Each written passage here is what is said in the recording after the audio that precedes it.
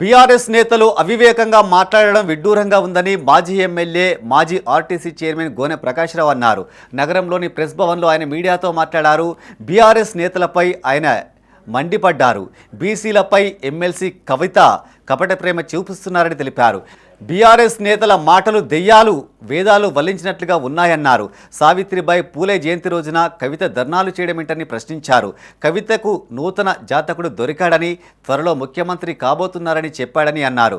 అధికారంలో ఏనాడు బీసీలను గౌరవించలేదని, ఇప్పుడైనా గౌరవించాలని సూచించారు. స్థానిక సంస్థలో అధికారం ఉన్నవైపే ప్రజలు మొగ్గు చూపుతారని తెలిపారు. అధికారానికి వ్యతిరేకంగా ఓటు వేస్తే పనులు జరగవనే ఆలోచనతో గెలిపిస్తారని గుర్తు చేశారు.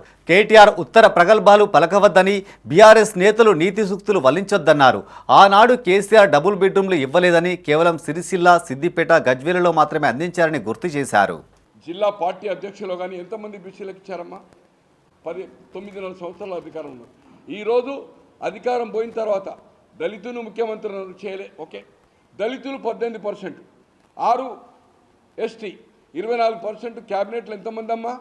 ఒక దళితుడు, ఒక గిరిజనుడు మాత్రమే. మహిళ అంటున్నారు. ఇలా మహిళా పర్సంటేజ్ కోసం పోరాటం అంటున్నారు. మొదటి క్యాబినెట్లో 2014 నుంచి 2018 వరకు క్యాబినెట్లో ఎవరు మహిళ లేరు. ఎంతమ్మా? దయచేసి కేటీఆర్ ఉత్తర కుమార ప్రగల్భాలు పలకకు. స్థానిక సంస్థల ఎన్నికల్లో నీకు బెటర్ రిజల్ట్ రావచ్చు లోకసభ కంటే. లోకసభ 0 అయింది, డిపాజిట్లు వేరే కనుక.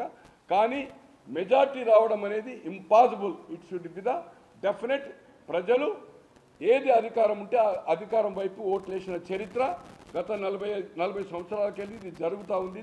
ఇది జరగబోతుందని మీ కరీంనగర్ ప్రెస్ ద్వారా అన్నా చెల్లెలకు విజ్ఞప్తి చేస్తున్నాను.